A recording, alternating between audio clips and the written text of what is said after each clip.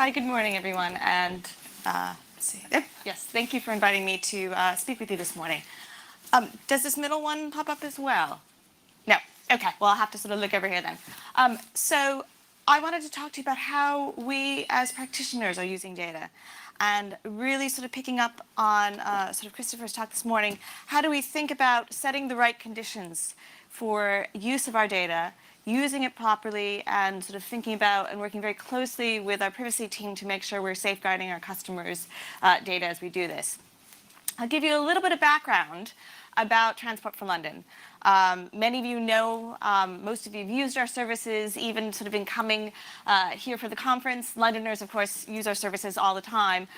But we provide tube, bus, street network services, traffic signals, walking and cycling facilities, and we have the Emirates Airline cable car. And so we help people move around London.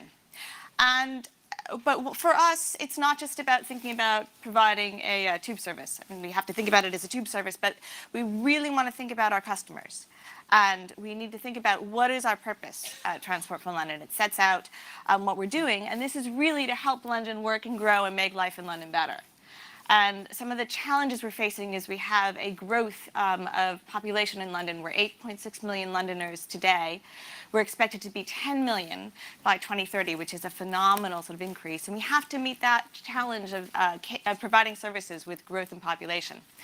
And we also have to understand the rising expectations of our customers in getting around, and certainly the sort of the transformation of the digital world has meant that our customers expect us to sort of understand their travel and provide services to them. And so we really need to understand what our customers want, and they want to understand who we are and what we're doing. They want to understand that we're providing them reliable experiences on the network services and a good customer experience, value for money, and we need to show them that we're thinking about progress and innovation. But what underpins all of this is trust. I mean, they have to trust that we are doing the right thing, and we have to understand that trust is our license to operate. So this is crucial that we must get this right.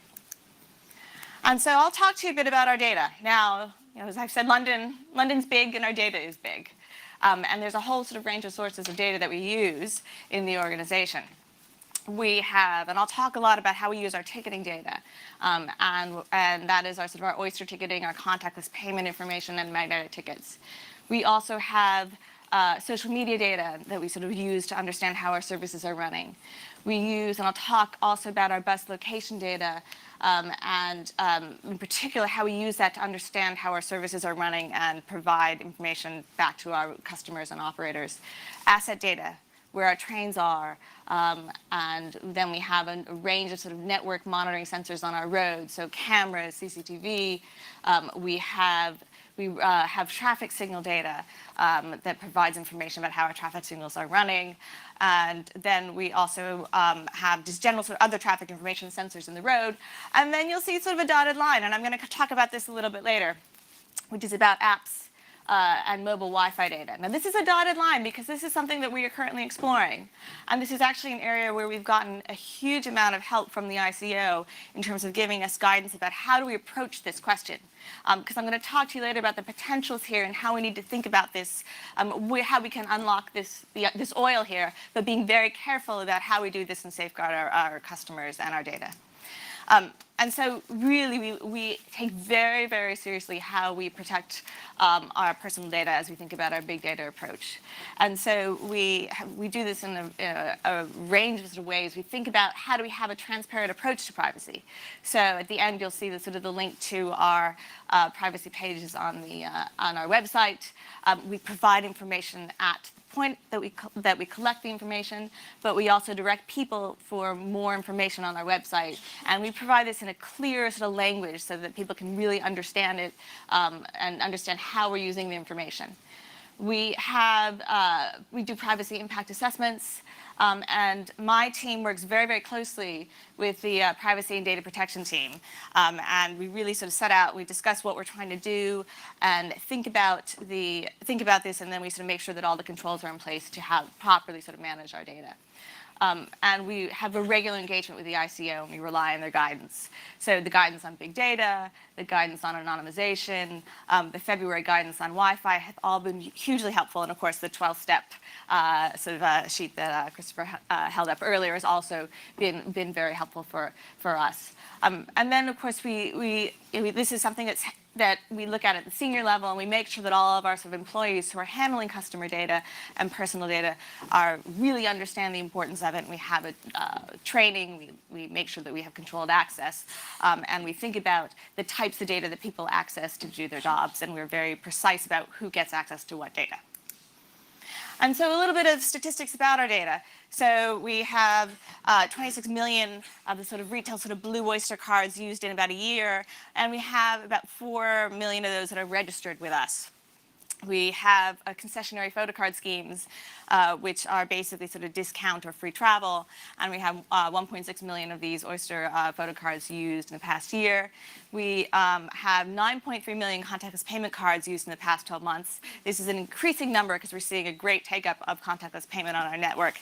This is so in addition to the Oyster card, which many of you will have traveled with, this is a basically able to use your bank card on our network where you can just sort of tap and go.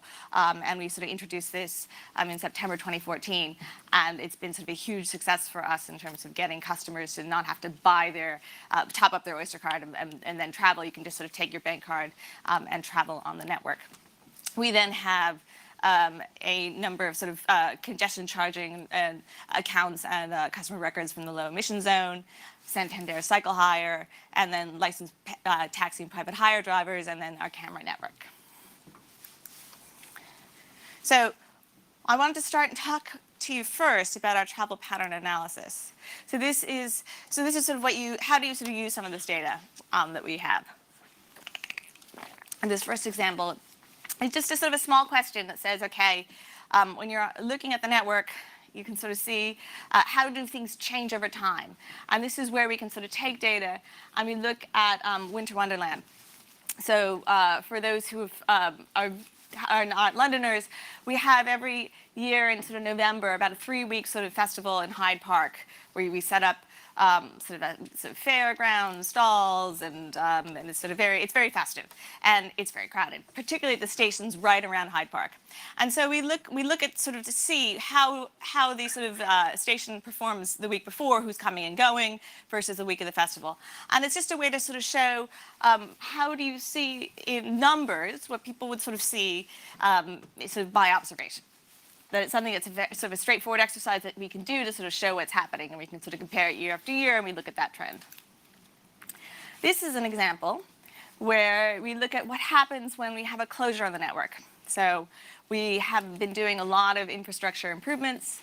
Tottenham Court Road was closed for a while. So depending at the time, it was either closed to the central line, which is the red line, or the northern line, which is the black line. Because we've been bringing in a new Crossrail station. So one of the questions that we were asked is, okay, well, where did people go when the station was closed? And then this is when the station's open, where were people before and how did they switch back? And so again, this is sort of an interesting question to sort of see what's happening. It's interesting from an academic and intellectual point of view. It's also really useful because we have conversations with retailers because they were concerned. So what's happening? Who's traveling? Where are they going? Are we losing people? Are people not traveling? And this is, you can sort of say, okay, we're looking at the points of where customers are entering and exiting on the network and see what they do when something changes. And so that's sort of the work that we've done on the tube. That's actually a lot of that data is sort of just entry and exit data. We have aggregated that up, and once we do that, you can actually open that data up. And so one of the things we're also trying to do is provide as much open data as possible. We've done some aggregated buckets of these sort of entry and exit data, and we have it on our website. We have some sort of sample data sets out there, and we're looking to do more of that. This example I'm going to talk to you about is an area where actually we need more sophisticated analysis, because this is answering a different question. Right? The tube question is actually fairly straightforward because you have a tap when someone enters and you have a tap when someone exits, and you know what the journey is, you know who's coming in and out. It's a fairly easy count. But the challenge we had was, what do we do for the bus network because you have a tap on our buses. Nobody taps off, which meant that before we sort of built an algorithm, we were reliant upon people handing out surveys. So we did two things. We had people standing with clipboards, sort of like seeing how full buses looked, seeing where the bus was at a given point in time, like really manually recording where the buses were. And we also had people handing out paper surveys to say, where did you come from, where did you go to? But of course, a survey is very expensive. You can only do a limited period of time. There is survey bias because people going short distances aren't going to fill out a survey. So it's not as precise and it's not as helpful in terms of planning our bus network. So we worked with MIT. We actually do a number of work with universities where we give them pseudonymized data sets under a non-disclosure agreement, and we work with them to sort of tackle some of the really interesting questions. So we worked with them to build an algorithm which essentially takes, we know where an Oyster card is because it records the sort of location and the timestamp, and we know where someone taps onto a bus. So if someone on the green is on the bus at the bottom of the green, and then we don't know where they got off. But we know where they tap on again. So if you see a first tap on the green line, and then you see the second tap, say, at stop X on the red bus route, we make an inference that likely people exited on stop A. Or if someone's on the underground, next you assume that they got off at the stop closest to the underground, to stop B. And that, while you're not 100% confident, that gives you a sort of a good indication of how people are traveling on the network. And so we do this.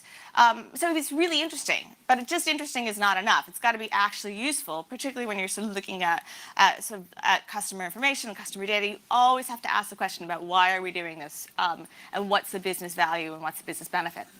And we use this to start with. One of the good examples was in 2014, Putney Bridge had to close for emergency repair works. And we found out very quickly it was sort of emergency works. And we had to figure out what would happen because people could walk across the bridge and people could cycle across, but you couldn't actually take a bus across, you couldn't drive across. So suddenly we had to say, how do you tackle this? And so we looked at a week's worth of data, and we found 40,000 unique Oyster cards, and they made 111,000 bus journeys across the bridge. There were about 840,000 journeys on those bus routes, but some of them were miles away from the bridge, so it didn't matter. You really wanted to understand who was crossing the bridge. And then about half of these journeys started or ended close to the bridge. So for these journeys, you would actually find that people would take one bus, get off, walk across the bridge, or walk across the bridge, get on a bus. And it would be one bus trip for them. Not ideal because they'd had to walk across the bridge, but it's one bus. About half actually had the bus journey right in the middle. And so for these customers, they were going to have to take two buses. And so for these customers, we did a bus transfer card. So we had to know roughly the scale of the problem and think about how to sort of help our customers. And so we created this. It wasn't very high tech. It was fine. It was basically a paper card. We handed it out. But it worked. And then we also sort of we planned some additional routes around the area so people could sort of reroute. And we sent emails to those who would be affected just to minimize the impact. And that takes us over to how we're using some of our customer information to provide relevant and sort of timely emails to our customers. And we do this through our customer database. And we look at how do we provide information that customers will find useful by understanding their travel patterns, their recent travel patterns, and then sending them information.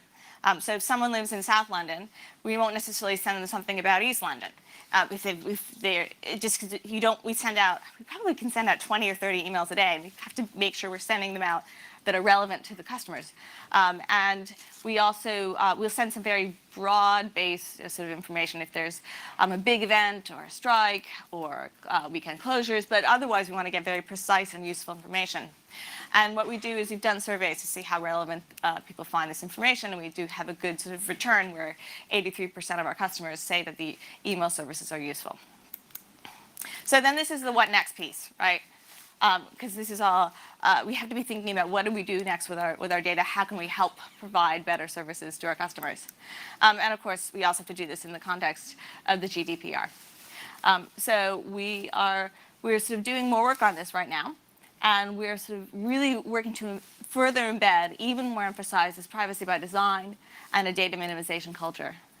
And we are really looking through how we review, how we're seeking and obtaining and recording our consents. We're looking about the different sort of basis on which we carry out different types of data processing. We're strengthening and testing our data breach processes and procedures. And then we also want to look at documenting our data process activities and really going through very precise exercise to do this.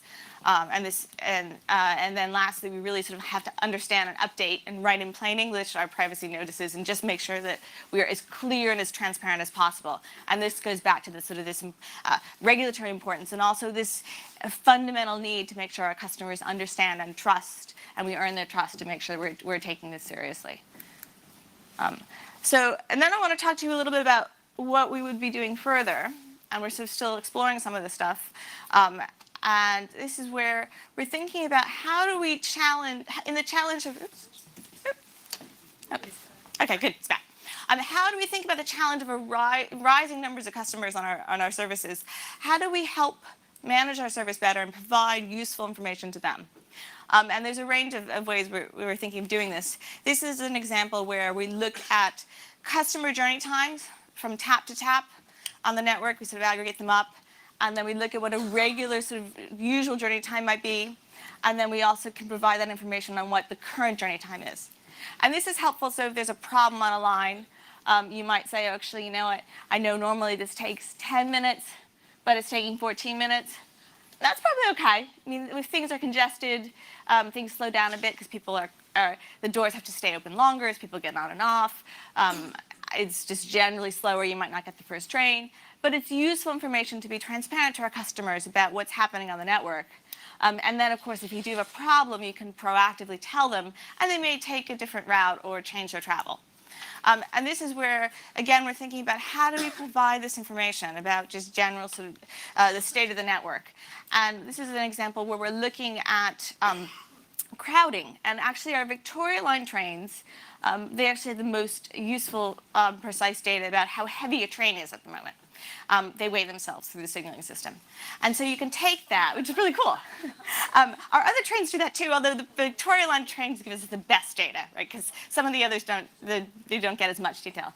But you can see, you know how heavy a train is when it's empty, and then you make assumptions on how heavy the trains are when you have people on them. And I mean, you make some assumptions about the weights of people, but yeah. But it gives you a sense. And then, so then what we can do is if we know where people are on the network, and historically, either historically or in real time, you can begin to predict what the trains are going to look like when they get to your station, which is particularly useful if you have different routes you might go to. For example, if you're at Green Park, maybe you take the Piccadilly line or the Victoria line. The Victoria line may be faster, but if it's really crowded and you have to wait 3 trains to get on it, you're better off taking the Piccadilly line. Same for Euston, for example, with the Northern line and the Victoria line. And so we can sort of provide this information to customers that is relevant and useful to them. This is sort of a direction we're trying to sort of explore.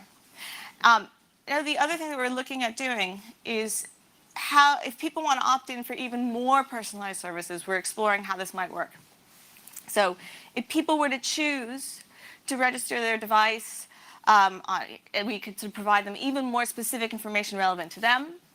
And you might choose to register your device on a desktop, laptop, and you might even choose to share your location. And this is something where the ICO was really helpful in terms of beginning to explore this with us and giving us some sort of suggestions on how to approach this. And they suggested we do some customer research, which was sort of hugely helpful just to understand what our customers were thinking. Would they value this? Is this a service that if you could opt in, would people like it? So we did a little bit of research on this, where to sort of say, okay, we gave them 4 different types of scenarios of how we might collect their data, and we asked different sort of groups about what they felt. And customers were very positive about this. They said they particularly understood the purpose why. They really felt that they wanted to understand the benefits to them. And when we explained we could do some of these things like provide very specific information about the route that they were going to take in the mornings if it was delayed, and send them a message, they were comfortable with that, understanding that they could opt in to get this information. And they were clear that we needed to be clear. We needed to be transparent about what we're doing. We needed to explain it. We needed to communicate why we were doing this and actually deliver benefits and make it useful to them. And that was really important to make sure that we were doing that. And then we would also need to sort of reassure our customers that we were taking this sort of data protection and protecting their data and securing their data. And so some of the things that we're exploring now would be how we might do this with sending sort of notifications. Some of this we can do this already. So we do refunds. So in fact, my team today are looking at the impact of yesterday. We had a problem on the Jubilee line where we had some sort of customers who were affected by a service outage, and we had some signal failures. And so we already have people can go onto our website if they were delayed for more than 15 minutes and claim for their journeys. They put in their journey information, and we validate did they actually travel, and then we offer them a refund back. But on a bad day, and it looks like yesterday is a bad day, we'll see how many people are affected, and if it was a significant impact, we will proactively just push out refunds to customers who were affected. But we're also looking at other notifications that we could do, particularly things like if we sort of can push information to mobile devices in the future, send people text messages, email them, and certainly the more information we have about customers' travel patterns, the better, more relevant information we can give. And this is the trade-off, right? So if our customers want to share that information with us, we can sort of design relevant information that's specific back to them. But it's making sure that we have the right trade-off and that they feel that there's a value, a tangible value that they'll see and a trust in us that we have to deliver on. And so this is sort of where we're going in terms of how we're sort of thinking about the integrated network. Because the last bit I'll sort of just say is that we also are interested in the sort of connection between people who are driving on the network and walking and cycling and when they're traveling on the public transport network. And so again, thinking about ways we can understand how they're using our network end to end is really helpful for us to help provide information to how they can use it better.